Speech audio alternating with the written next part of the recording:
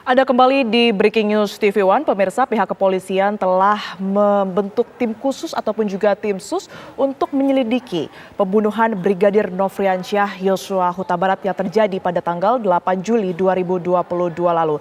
Tidak hanya tim khusus dari internal Polri, pemirsa, tetapi penyelidikan ini secara keseluruhan juga melibatkan pihak eksternal, yakni di sini ada Kompolnas dan juga Komnas HAM. Yang terakhir, informasinya memang kemarin sudah dilangsungkan pemeriksaan terhadap tersangka Putri Chandrawati untuk kemudian ini informasinya dikonfrontir terhadap 3 tersangka lainnya, dan juga sehari sebelumnya ini dilangsungkan proses rekonstruksi yang memakan waktu 7,5 jam di 2 lokasi yang kemudian ini menceritakan detik-detik pembunuhan Brigadir Yosua Huta Barat dari Magelang, kemudian juga di TKP pembunuhan Duren 3 serta rumah dinas Verdi Sambo, dan di mana pembunuhan ini juga dilangsungkan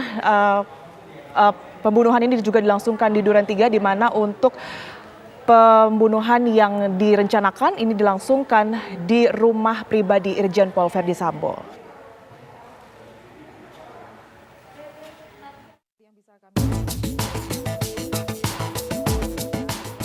Rekonstruksi pembunuhan berencana yang digelar hari Selasa mengungkap Brigadir Yosua tewas ditembak oleh Barada Richard Eliezer atas perintah atasannya Irjen Sambo. Namun ada 2 versi rekonstruksi, yaitu versi Barada Eliezer dan versi Sambo. Dalam versi Barada Eliezer menodongkan pistol ke arah pemeran pengganti Yosua yang posisinya merendah seperti hendak berjongkok. Kedua telapak Yosua membuka seakan meminta tidak ditembak. Detik-detik penembakan disaksikan Sambo, Ricky Rizal, dan Kuat Ma'ruf. Atas perintah Sambo, Barada kemudian melepaskan tembakan ke arah Brigadir Yosua. Dalam versi Sambo, Yosua berdiri di depan tangga. Barada yang menggunakan peran pengganti menodongkan pistol ke arah pemeran Yosua. Sementara Bribka RR dan Kuat Ma'ruf yang juga menggunakan peran pengganti berdiri di belakang Sambo dan Barada Sambo kemudian memerintahkan Barada mendekati Yosua dan melepaskan tembakan. Yosua sempat mundur dan seolah menghindar dan meminta agar tidak ditembak. Barada akhirnya melepaskan tembakan sehingga Yosua jatuh di lantai dekat tangga. Polisi menyatakan setiap pihak diberikan kesempatan untuk mengajukan keberatan. Memberikan kesempatan yang seluas-luasnya bagi semua pihak yang terlibat di dalam proses rekonstruksi ini, khususnya para tersangka. Mereka ini kan masing-masing adalah saksi mahkota, ya, saksi mahkota, sehingga saling menyaksikan apa yang mereka lakukan, apa yang mereka alami, dan apa yang mereka rasakan pada saat peristiwa. Nah, oleh karena itu, kalau di dalam pemeriksaan ada namanya konfrontir. Kalau dalam rekonstruksi, kita memberikan kesempatan bagi mereka, kalau mereka menolak untuk melakukan adegan, kita akan menunjuk figuran atau pemeran pengganti.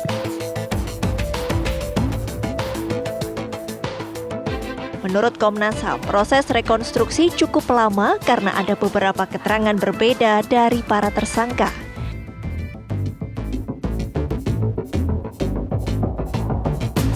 Kita lihat makanya cukup lama karena tidak hanya satu pihak, satu keterangan, tapi juga ada beberapa keterangan yang berbeda dan dikasih kesempatan yang berbeda itu untuk juga memberikan keterangan dan melakukan rekonstruksi. Jadi itu satu hal yang baik. Dari rekonstruksi ini, Komnas HAM berharap kasus makin terang benderang. Sementara jika ada perbedaan lagi akan dibuktikan di pengadilan. Dari Jakarta, tim TV One mengabarkan.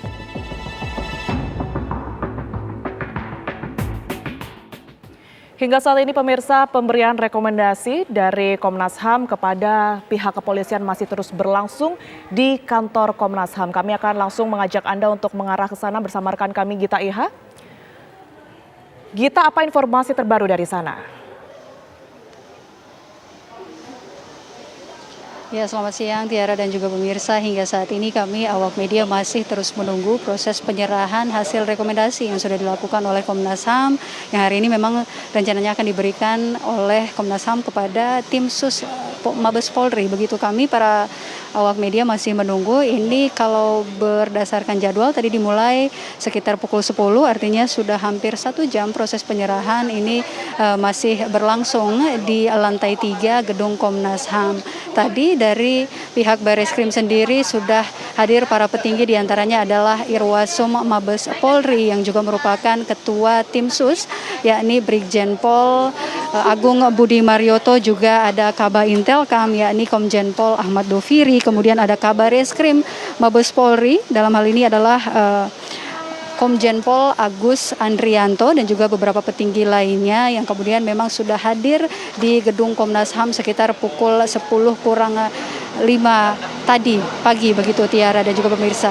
Karena memang sebenarnya jika menurut pada rencana awal, memang rekomendasi yang akan diberikan oleh Komnas HAM ini sebenarnya akan diterima langsung oleh Kapolri dan juga Wakapolri. Namun karena memang Kapolri dan Wakapolri berhalangan untuk hadir, ini diwakilkan langsung oleh Irwasum Mabes Polri yang juga merupakan ketua dari Tim Sus penyidikan kasus pembunuhan berencana yang terjadi pada 8 Juli lalu terhadap Brigadir Joshua Nofriansyah Huta Barat di rumah dinas Irjen Pol Verdi Sambo, Duren 3 Jakarta Selatan. Hingga saat ini kami masih menunggu, Tiara dan juga pemirsa. Kalau tadi kami mereview kembali, Tiara dan juga pemirsa, mengenai hasil rekomendasi teknis yang diberikan oleh Komnas HAM kepada Mabes Polri ini berupa rekomendasi dan juga masukan terhadap Polri bagaimana untuk kemudian nantinya penanganan kasus di kemudian hari tidak lagi terjadi hal-hal seperti obstruction of justice kemudian yang dilakukan oleh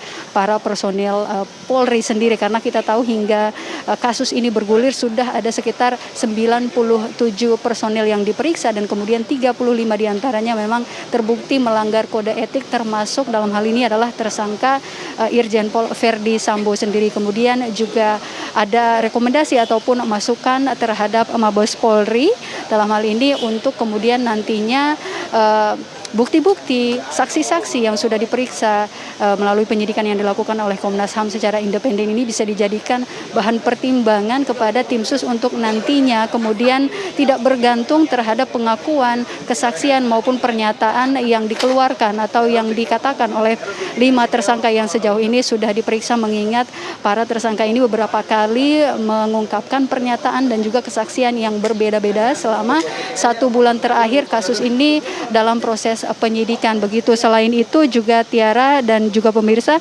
hasil rekomendasi yang dilakukan ataupun diberikan kepada Mabes Polri ini adalah untuk nantinya para pelaku obstruction of justice yang sudah terbukti sejauh ini melanggar kode etik untuk kemudian diberikan hukum pidana agar nantinya adanya efek jera kemudian obstruction of justice ini kemudian tidak terulang kembali di tubuh Polri. Ada juga kemudian masukan yang lain secara teknis adalah penajaman dari penyidikan kasus yang ditangani oleh Mabes Polri sendiri. Selain itu, Tiara dan juga pemirsa, sebenarnya untuk rekomendasi tidak hanya rekomendasi teknis yang diberikan oleh Komnas HAM kepada Bareskrim, dalam hal ini adalah Tim Sus, tapi juga rekomendasi secara lengkap yang nantinya akan diberikan kepada pemerintah, yakni Presiden Joko Widodo dan juga DPR.